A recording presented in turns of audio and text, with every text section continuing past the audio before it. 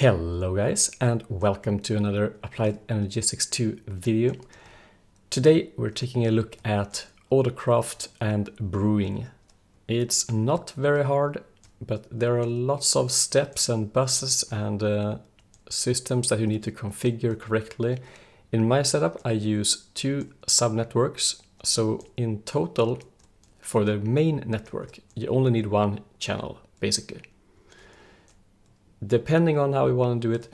Now I have a system here to autocraft water bottles, so that's basically two more channels, but for the brewing part it's only one channel, so it's good to remember that. I won't rebuild it, but I will go through it slowly and every step, so you should be able to follow easily. Okay, let's get started here. So this center part is the normal AE2 system that you probably already have. You have storage, crafting storage, and some pattern and crafting terminal. Now, then let's take a look at how a pattern could look. What you need is one water bottle. Set the recipe like that. You will need one nether wart. That's to make the awkward potion. Then it depends on what you want to do. If you want to make one of these fire resistance potions, then you will need one magma cream. You can autocraft the magma cream with slime and blaze powder, so you can do that in autocrafting as well. And finally, you can, if you want to, put some redstone. I have done it in this setup, so I'm only doing the redstone infused variant. So those three are required. That will give us the 8-minute fire resistance potion.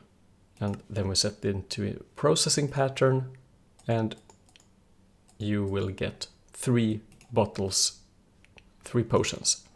So that's a recipe. If you want to make the other one, the swiftness, then you need 1 sugar instead. And that nether wart and redstone is the same, and that will give you the swiftness, 3 of those. So that would look very much the same. You can also exchange the redstone to a glowstone for various potions like this one. So the potion of healing 2 is glowstone dust instead of redstone, but you do it in the same way. So you basically, when we come over here later, you will add the glowstone here as well. So you do it the same way. It's exactly the same thing.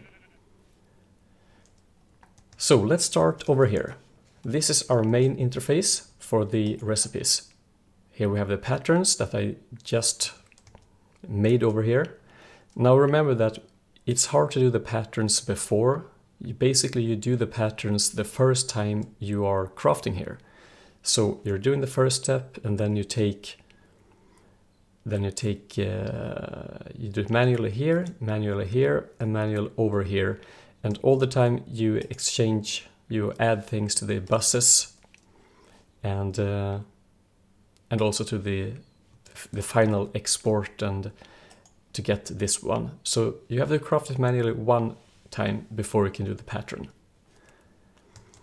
So this interface will receive all the items, and we have aimed it over here. It's not needed, you can do it in a different way, but I like to do this because it's very clear, easy to follow. Send the power on, then we'll leave the green, the network, the main network, and to the blue subnetwork. So this interface will receive all of these items that we just sent.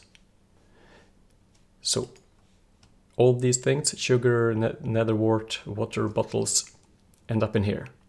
And from here I have a few storage buses. In this first one we have up here the nether wart, goes on top in this brewing stand. The bottom, water bottles. And then the brewing starts immediately. So this import bus will only import awkward potions. So as soon as they are finished, they will be imported back into the blue network. And then we do the same thing once again. In this brewing stand, we have the awkward potion in the bottom, and up here we have the reagent magma cream for fire resistance, sugar for swiftness, gas tear for healing, and so on. And we do the same thing once again. We import the product, the potion of swiftness or fire resistance or whatever.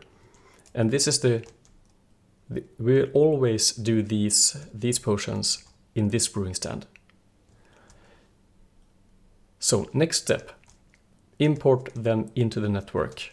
But where do we send them? Well, we send them with this storage bus. Here we have redstone and these potions that we just exported from here. Or we imported them into the network and then we store them in this interface. So potions and redstone. We do the same thing once again. The redstone up here and the bottom are potions. And then we do the final enhancement step where we import the 8-minute potion over here. Import it into the yellow network once again, and as you can see up here, I've separated the yellow and the blue one. So this is yet another sub-network.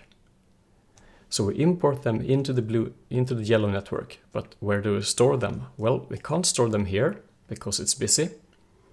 This one is taken as well, but we can store them over here. So this storage, low priority, I don't think it matters. Now I had a problem with this in my Let's Play world where I had to use an export bus here. So if it doesn't work for you, try an export bus and export it into to the first interface. But then you need to specify what to export. Here it just works perfectly. And that's the entire build. So the big benefit of this is that, as I said in the beginning, you have only one channel going here, and the blue network is only 1, 2, 3, 4, 5, 6, 7, and 8 devices. So this is the maximum you can have without an enemy controller. And then we just send it on to another network where we have 5 devices in this network. So no controller needed here either. So you can advance this in a few ways to speed things up. For example, depending on what mod you have or what method you have, this will look different. But I'm using the fluid transposer just so as soon as I take one from here, then they will be refilled, since I have this export bus to export glass bottles with a crafting card. So I just can remove a few of these, and then the bottles will be crafted here, sent over here again, and fill this up and refill the chest. Now, you could, if you want to, export directly from this transposer into this brewing stand. And while doing that, you could always export netherwort to have in this one as well. So you have always 3 awkward potions ready to go, and then they will be stored in here. So that could come from a completely separate parts of your network. Now in this setup I will craft them in 3 steps, but you can save time if you want to just do it in 2 steps. Keep a stock of awkward potions in here at all times. Or, well, they'll be in here because, yeah, we have the storage bus. So that's one way to improve it. If you want to, you can do it in other ways as well probably, but this is how I did it, and I think it looks quite neat actually, because it's so few channels and no advanced subnetworks, just step by step. So I hope this was easy to follow, and if you have any questions, feel free to leave them in the comment section, and I'll see you in the next video. Take care, bye bye.